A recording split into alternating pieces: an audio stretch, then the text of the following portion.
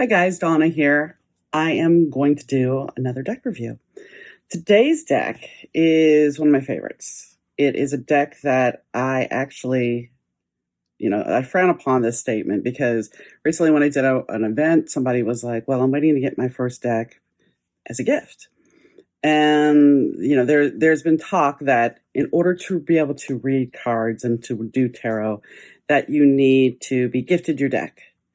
And quite honestly, my first deck that I bought was the Cat People Tarot. And for a while, it seemed okay, but it really didn't resonate. I liked the pictures, but I didn't really resonate. So then I bought my second deck, which was the Cosmic Tarot, and that hit. That really connected with me. So this deck, the Revelations Tarot, I had gone over to a friend's house, and she's like, do you have your cards with you? And I'm like, no, I don't. And she's like, oh, I just got this deck. Why don't you try reading with it? And I'm just like, I don't know. I don't know. She's like, it's a great deck. It lets reversals happen. It's just one of those things that you'll connect with. I know you will. And I'm just like, yeah, okay. Well, I did read her. And yes, I did connect with it. And so she gifted me the deck. So sometimes, yes, you can get a deck as a gift. But most times you don't have to wait. If you really want to do tarot, you don't have to wait for somebody to go, here you go. This is a deck for you. How do I know it's a deck for me if I don't, if I didn't pick it, it didn't resonate with me? And that's something that I've talked about and I will be talking about in my classes is because we can look at the Rider-Waite and yes, we can learn, but is it really connecting with us? And that's kind of the key about tarot is you have to find a deck. While you can know all the basic principles, but to really harness everything, you really need to feel the deck. You really need to be able to be connected to that deck. And it'll make reading a lot easier for you because you'll see images that you didn't know that were there. And maybe they're not there, but you're still connecting on a different level with the deck. So today's book or today's deck is the Revelations Tarot. I don't have the box that it came in. I got rid of that a long time ago. I do have the book. I did get the deluxe edition that was gifted to me. And, as with everything, I will start with the book. The book is a nice book. Zach Wong created this deck, and the book is pretty straightforward. We talk about the major arcana. We talk about the minor arcana. And, of course, he does allow for reversals in this deck. The other thing is he also goes in a little bit more detail about the images and the symbolism in the deck, where a lot of decks don't really go there. They just give you the basic information that you need, and that's it. They're not going to go into depth or detail about it. Now, when I'm looking at the breakdown of the minor arcana, it lists exactly what each card means. Basically, like from ace all the way to the king, there's certain meanings that he is giving this by the numerology and also by the court or suit. So then if you go through the whole book, there are some spreads in the back of the book. A lot of tarot books that you come across are going to give you the spreads in the beginning. This one has a past, present, future spread, not a future spread, but a future spread. It has a 4-element spread. It also has a 7-day spread and the horoscope spread, which has a significator in the middle. And I think there may be one more. Let's see. Having fingernails is not all that great all the time. Nope, that is it. But the book is a nice, solid book. It's not the little white book. It's got a lot of information in it. Now, let's dig into the cards. Now, normally I'm going to try not to go through all the cards, but a lot of them have a lot of different insight into them. So I'm happy to share with you the cards because they're kind of important when you look at the different imagery. I mean, like with the 5 of Pentacles, when you think about the 5 of Pentacles, typically you see a snowy scene, you see a beggar. In this deck, we have somebody that's crawling on their hands and knees, and they're not reaching out for help. However, the reversal, we do have somebody reaching back for help. Like, can you help me out? Can you do this for me? So while the normal meaning kind of goes along with leaving myself out in the cold, the reverse doesn't. And here's one that's always a favorite for a lot of people is the 8 of Swords. well, yeah, you're all tied up and bound, but reversal, you're free to do what you want. So I think that's important. Death is a good one too, because you have death right there, and then you have birth. Because what is the reversal of death but life? Now, judgment, it's like we are all happy, but if we have judgment reversed, we're not listening to the message that's coming. We don't want to hear it. And the Two of Pentacles, we're at Zen when it's upright, but reversed, we're out of control. So these are things, like I said, you have to look at the nuances of it. And these are just, this is just quick hits. I'm not going to, when I look at them in a reading, it's going to be a little bit different. You're going to play with the different aspects of the other cards that are coming around them. So it's not as straightforward, but you're still able to look at these cards just as a one-off and get a quick read if you need to. The Ace of Swords, it's pretty straightforward as far as forward and reverse. Not a big deal on that one. Now, the Six of Pentacles, we're talking about hoarding our money, being miserly, just a little slightly generous. And then reverse, we're just having a good old time. The Seven of Swords, we can be the thief in the night, or we can be a protective person and at peace and contemplating even what we're going to do. I like this Wheel of Fortune because the Wheel of Fortune direct is you're happy, you're okay. But reverse, it's like you are so trying to control the spread. And this came up in the weekly, actually. You're so controlling. It's like, I can't let this just be. I can't let this work out for me. I have to control it. I need to know what the outcome is. I need to control it and keep it in my grasp. The Two of Cups, while we have harmony and peace, reverse, we're at a stalemate. We're not listening to each other. We don't care. And the Emperor, it's like, yeah, we're in charge, or we're open, and we're almost being the martyr in a way.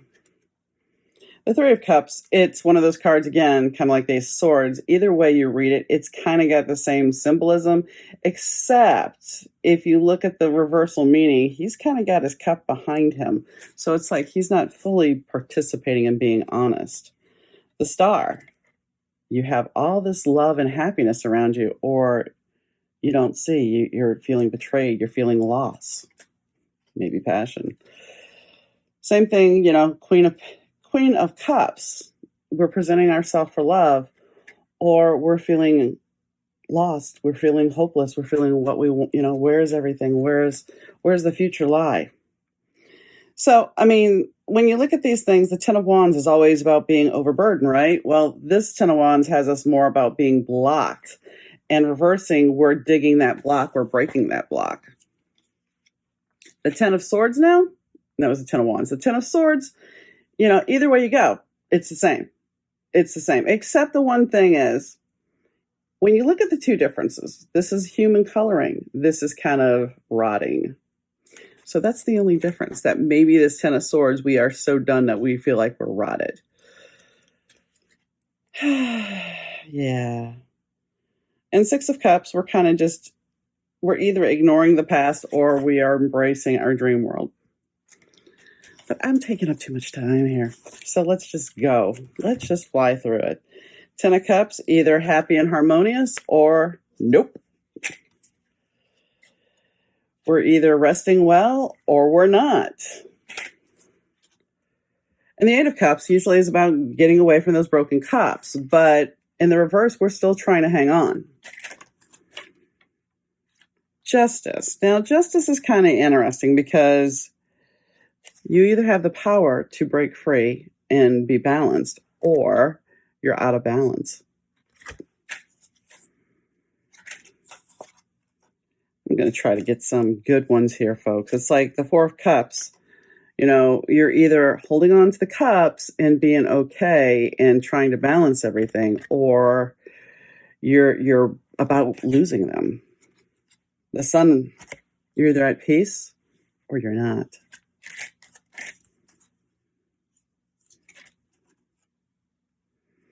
When we talk about the Four of Pentacles, we're like talking about the holding on to the money, or it's kind of out of our control and You can debate whether he looks happy that there's a windfall of money coming or whether he feels like his money is going everywhere. The Queen of Wands I like because here she looks very at peace. I know what I'm doing. I'm in charge. And here it's like, oh, did I do that? Oh, and she knows damn well she did it. And with the King of Pentacles, he's very in charge and at peace, or he really doesn't give a fuck. With the Empress, or excuse me, the High Priestess, we are all about being in the zone, in our intuition, or we're feeling kind of lost and scattered.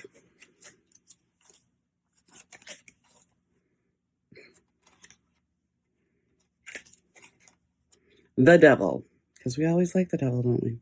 No, I'm kidding. The devil is all about being in charge here. He's in charge of the money. He's in charge. You want something? Come see me. I got a deal for you. And here it's like, oh, what? I'm going to fight you. So, I mean, you have to look at the cards with very nuanced states because each card represents something a little different. You know, the Hierophant here, we are being at peace. We're giving you direction. And the Hierophant here, it's like, I'm moving on. I'm done. I'm done. The Ace of Wands. Either we are opening up and having life, the life force and the flame coming, or there's no energy left and I'm just done. Now the Fool. The Fool is willing to take that leap, or we're talking ourselves out of it going, am I doing the right thing? This is all fear and worry and chaos. The Crone, or the Magician. I mean, it kind of looks like a crone. We have the infinite possibilities of the magic we create, and we're new to it, and we're learning, and we're coming from a place of youth, or we're coming from a place of wisdom, and it's not quite all going together because we're kind of letting chaos and fear come into it. So it's like, what do you want to do? How do you embrace that? So with the Hermit, once again, you're either embracing your power or you're going to walk away. It's like, I don't want to deal with this. I'm not going to deal with this. The King of Wands. Yes. Oh, listen to my accolades. Listen to my praise. Yes, yes, yes. In the reverse, well, there's some shady shit going on and somebody's watching. Temperance. I like the Temperance card because we're either focused on the task at hand and balanced, or we're just throwing it all in and seeing what happens. Who the fuck cares? Here we go. We're just going to play. The Tower is interesting because it's either controlled chaos or it's out of control. I'm trying to get through these quickly, folks, because I know you guys are wondering what is going on. So the Ten of Pentacles, we have the happy family, the happy couple. But here, it's more about a solitary thing. We're at a loss. We're more about the money than the family.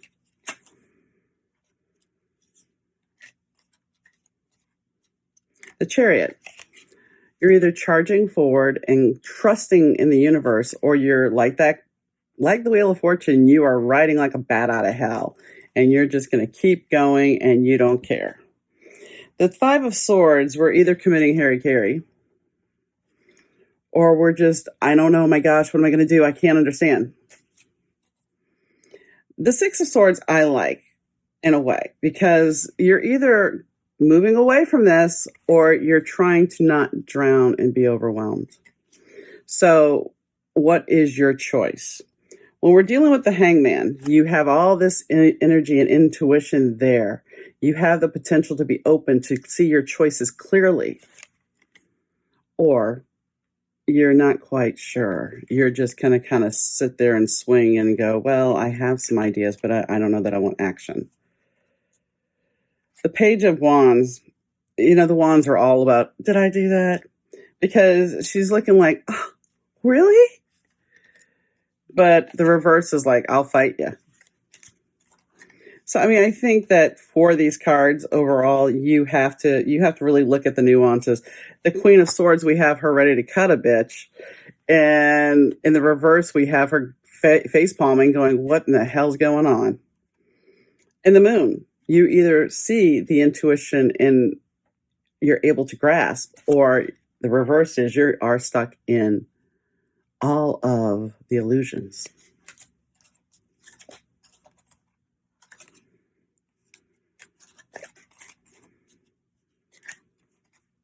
The Seven of Cups. Are you going for your hopes and dreams, or is it just about the money for you? I'm working and building and trying to craft what I need. Look at the, or are we finished the product? I mean, these are things that you can look at differently, and depending on the interpretation, like I said, with the card, you can be more detailed, you can be a little bit more nuanced, and that's really where it comes. The Seven of Pentacles. Now, this is a card that comes up in many decks as the tree. You're looking at the tree. Now, the Seven of Pentacles here, it's like you got your arms crossed going, come on already. I am just over it. And here it's like, okay, I'm going to take action. I need this to happen now. With the Queen of Pentacles, you either have somebody that's very earthbound and very conservative, or you have her reverse where she's letting it all hang out. And I do mean all hang out. With the Ace of Pentacles, you either have bounty or you're lack. And we're almost through. The Lovers, you have the connection of love, or you have passion. So I kind of like this because most Lovers cards, it's all about passion, but this is about the sanctity of love, or this is about let's go rip our clothes off. And lastly, this is the last of the deck. The World card is pretty similar, whether it's masculine or feminine. The Three of Pentacles, you're either working or you're exhausted. Strength, you either have the strength or you're crying and you have no strength to go on.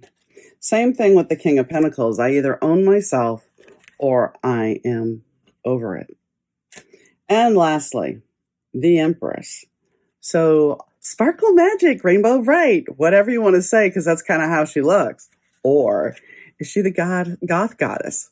That's kind of like, I will do these things. Anyway, I didn't show you all. I showed you most, and I know that was a little bit longer than normal. But I think that the deck, it's one of those one of those decks that when you're doing a review, you can't really go through quickly and say, okay, this is it. You have to be a little bit more detailed. Now, these cards are well loved. They're bent. So yes, they shuffle well. And I've done readings, and you can find some of those readings on TikTok. And I usually pull one card from this deck in the weekly. So usually in the weekly energy read, I do use a card from this deck.